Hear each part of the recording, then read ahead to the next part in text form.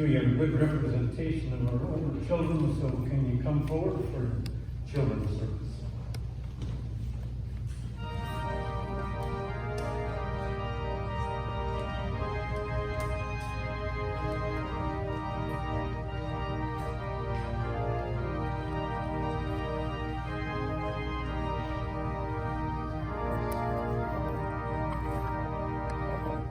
Oh, good. We got most of our compliments here too.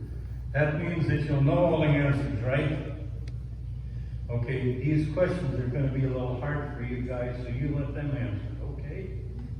All right, you might learn something. Maybe remember this.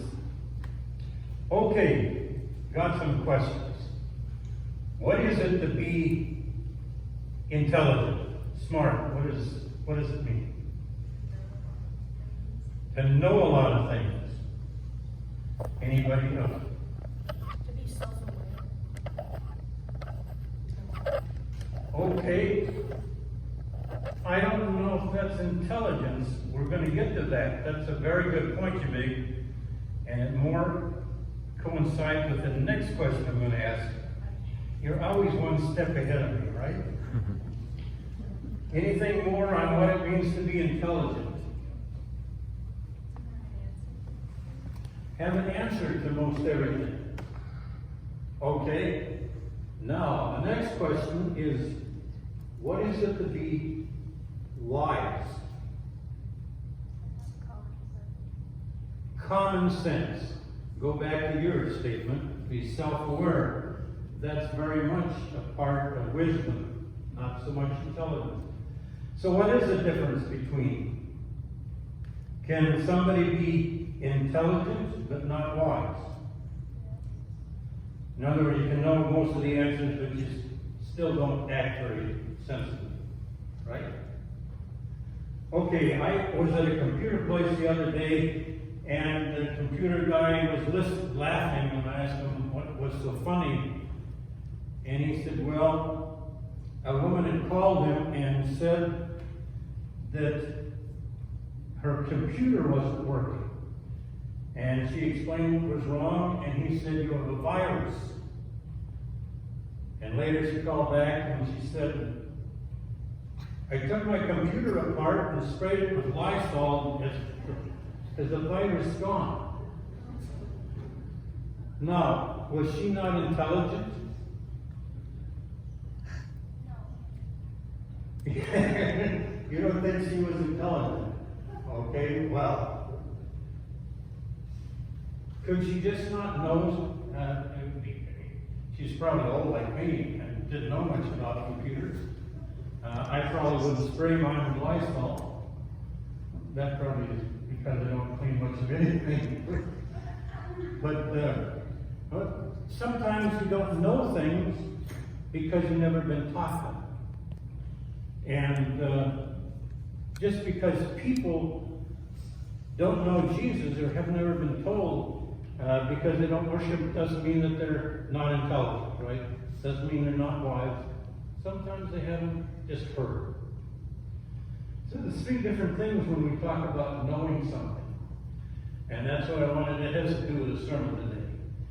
One thing is intelligence, being able to have facts, be able to describe a lot of things, to understand a lot of things.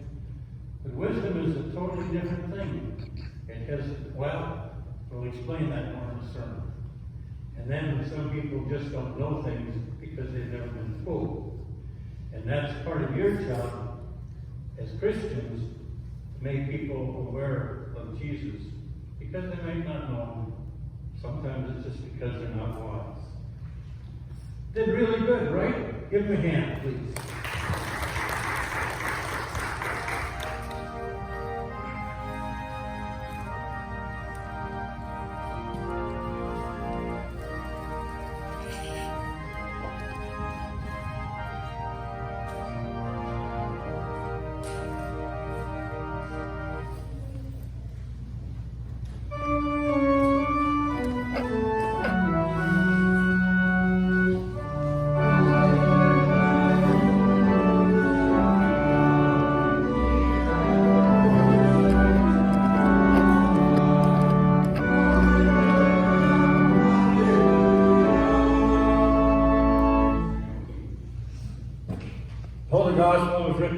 first chapter of St. Luke, beginning the 46th verse.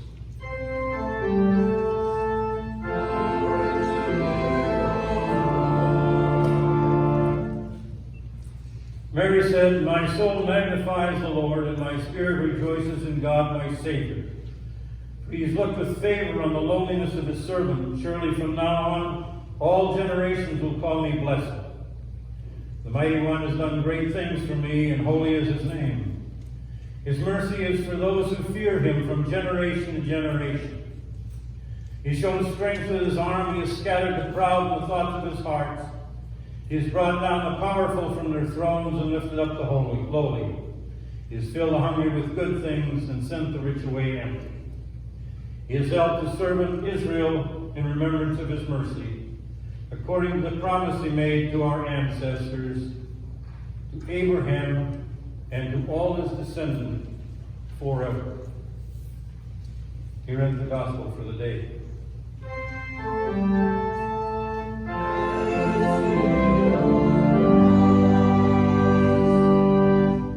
Please be seated.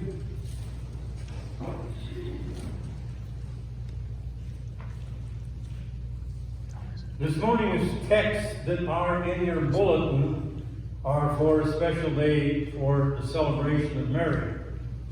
The regular text is what I referred to when I prepared my sermon. I didn't look at this before I did the sermon preparation, so I'm using the normal text for this Sunday in Pentecost. And the Old Testament lesson talks about Solomon and his dream. In the epistle lesson, Paul is writing to the Ephesians and telling them what it means to be wise. You've heard a lot of stories, haven't you, when you were a child? Or when you're reading things to your child about people who, for some reason, rubbed a lantern and a genie appeared. And the genie comes and says he is going to grant some wishes. Whatever you want. Or it's 3 wishes, or 1 wish. There are all kinds of stories like that. Sometimes it's in terms of making a deal with the devil. The devil comes forward and offers something. Dr. Faustus is a good example. Is the ability to have something they really want if they will sell their soul to the devil. In the wisdom literature of today, Solomon has a dream. And he has just succeeded his father David. And Solomon has a dream. And in that dream, God comes to him and says, "What do you need to rule my people?" And Solomon says, "What I need to rule your people is wisdom, discernment. That's what's really important." And then God responds to him and said, "Because you have not chosen riches or success, fame, I will give you what you ask, and I will give you the other things also. Wealth, prestige, power. I will make you the most wise man in the world." Now in the text, when it's usually written in the text in your celebrant, they leave out the last sentence, and it said, "And Solomon awoke from the dream." Now this is only a dream, it is not a real event, but it gives an idea of where the emphasis was on this man, Solomon. There's an interesting story that I heard in terms of this requesting thing you need most. And there was a story of called the Dean's Dilemma. And this dean of a college is in his faculty meeting, and in the faculty meeting an angel appears. And the angel looks at the man and said, because you have been a great educator, because you have sacrificed, because you have been so diligently in managing the faculty, I will give you one thing. I will give you infinite wealth, infinite beauty and prestige, or infinite wisdom. And the dean says, oh, I want infinite wisdom. And so the angel says, it is yours, and he disappears. The dean is now looking around at his faculty, who are kind of awestruck. And one of the professors says, well, you have infinite intelligence. Say something brilliant. The dean looks around and says, I think you should have asked for infinite wealth. Sometimes we ask for things that we really don't need, and sometimes we ask for things that aren't really good for us. The emphasis of today's text, Normal Sunday, deal with wisdom. And the Bible is not silent about wisdom. It is a gift, but it is a gift to be used wisely. When we started, we talked about Solomon in the Bible is considered one of the most brilliant people that God ever created. God says to him in his dream, I will give you the ability to do all these things. Your intelligence will be more than the sands on the beach, and you will be respected for your intelligence. But use it wisely. And at first Solomon does. But then it proves that Solomon really doesn't regard his ability to be wise very seriously. On the positive side, Solomon solidified political basis and geographical holdings. He builds the temple at Jerusalem that David was prohibited from building because God respected him in a certain way. He establishes enormous treasury reserves. He develops a positive international reputation. The Queen of Sheba, one of the most respected women of that time, comes to Solomon, travels halfway across the known world to see Solomon and ask his intelligence about how to rule her people. His court becomes the center of learning and records much of wisdom literature of that time. God gave Solomon wisdom and understanding beyond measure, and largest a mind like the sand on the seashore. But, on the negative side, his rule is marked by unpaid labor. Slaves. He creates an overextended economy marked by the importance and importation of luxury items, which he adorns his house with. He consequently has a heavily taxed peasantry, and the golden age of Solomon is really for the very special and elite. He disobeys the rules in Deuteronomy concerning not only the buildup of capital, but also he must not require many wives for himself, or else his heart will turn away.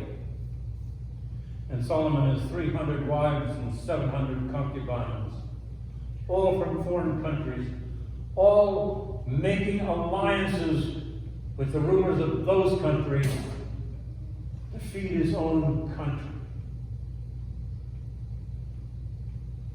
I was thinking, 300 wives, and they all had credit cards.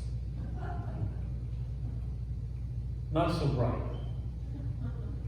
But what happened is that what Solomon did was bring the false gods of all these people, all these women that he married,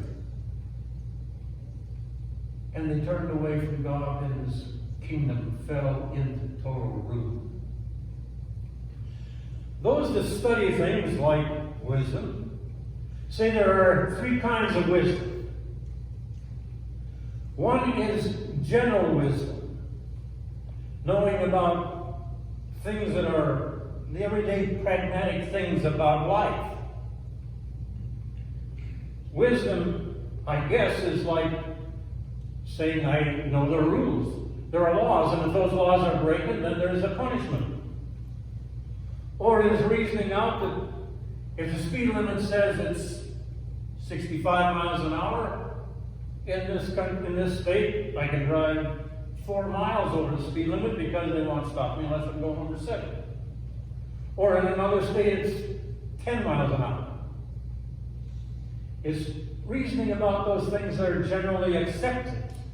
Now, one of the wonderful things about wisdom is we can talk about them in very practical means in terms of today's activities that you see recorded on the morning news.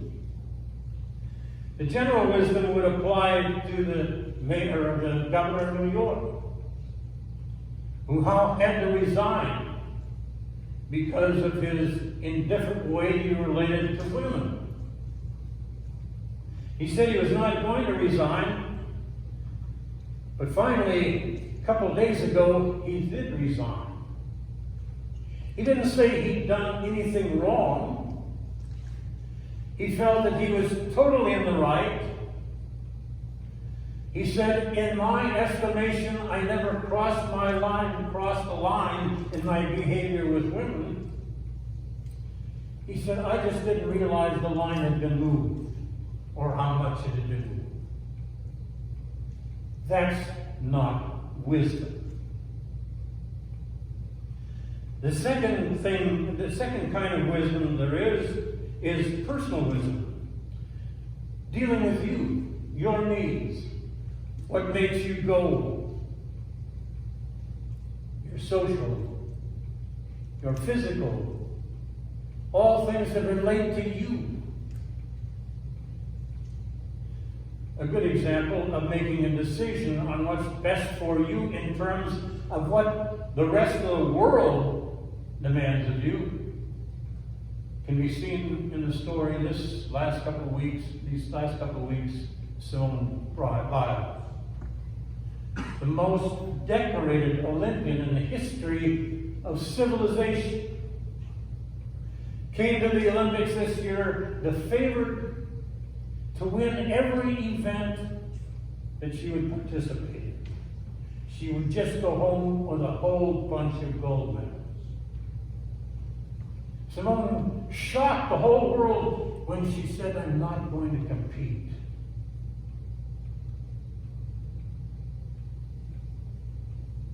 There were emotional things. There were physical things.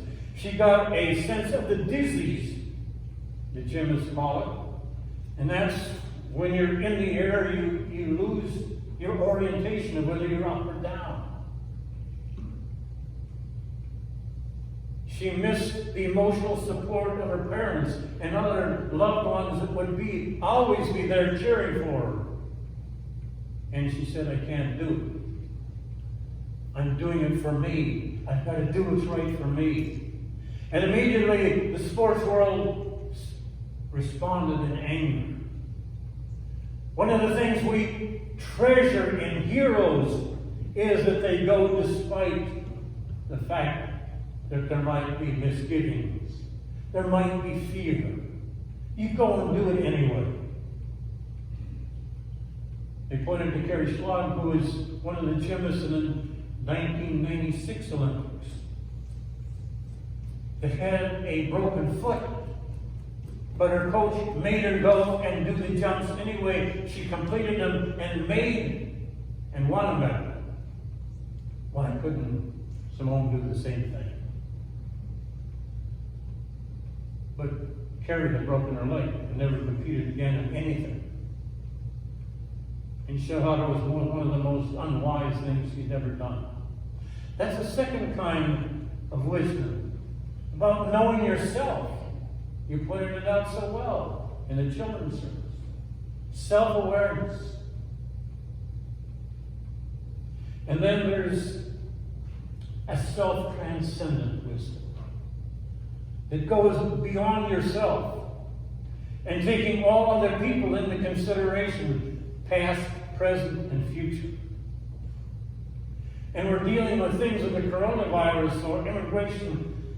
Then we get into this whole thing of self-transcendence, where it not only matters what I do to myself or what is generally acceptable, but what's the right and ethical thing to do and moral in terms of my religion. And say, I can't give you the answer to that. That has to be your decision, your wisdom. But that's what you're dealing with in many issues. The self-transcendence. We've already studied about the wisdom of Solomon, and we understand that he understood the general knowledge. He did what kings did. He managed his kingdom wisely for a while until he let it go to ruin because he worshipped false gods.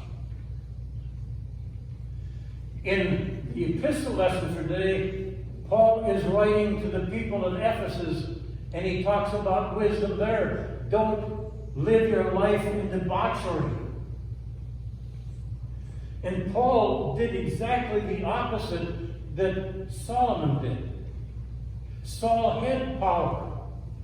Saul had prestige. Saul was a member of the Sanhedrin. Paul was respected all over the world at that point.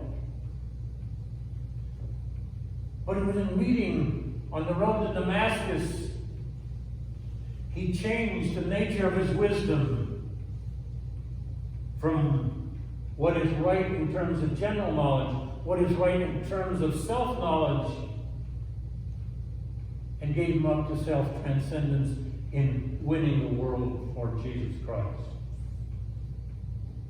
And Paul gave up all these things that he had, that the world really respects and desires. And what he got in return was persecution, stoning, prison time, disrespect, not only from those who were outside the church, but those who were inside the church also. Jesus talked about wisdom too. In the epistle, in the gospel lesson, Jesus says, wisdom is this. Wisdom is building your life upon a rock.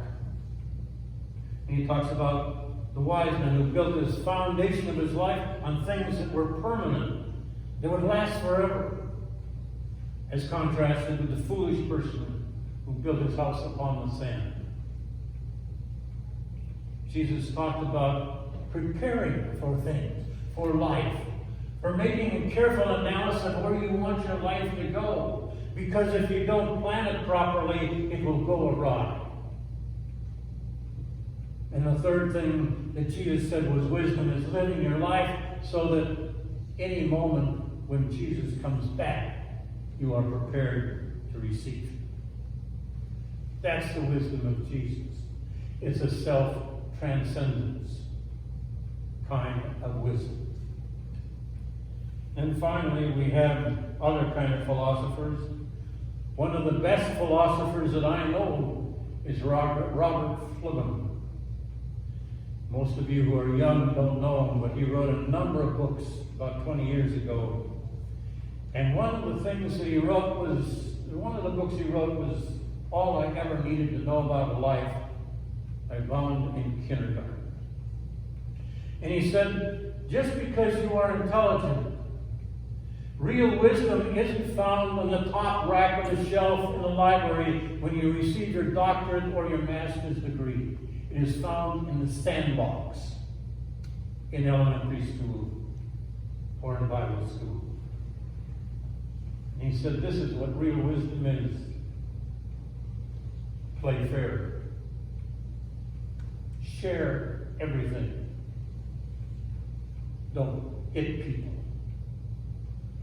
Put things back where you found them.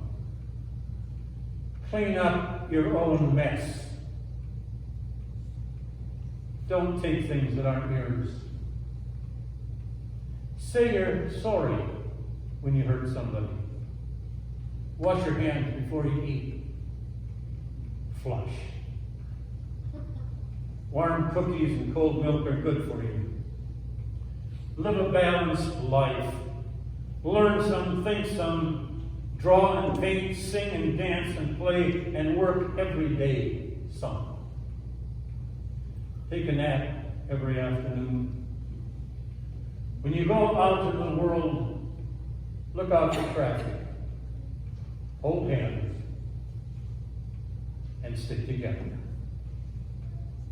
And finally, be aware of wonder. The Gospel Epistle and Old Testament lessons for this Sunday in Pentecost center on wisdom. And there are a number of different kinds of wisdom. But just as he gave it to Solomon, he gave it to us. And so this gift is more precious than almost anything that you can get. Use it wisely. Amen.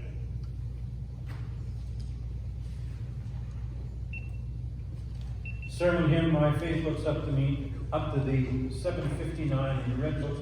Stand as you are able.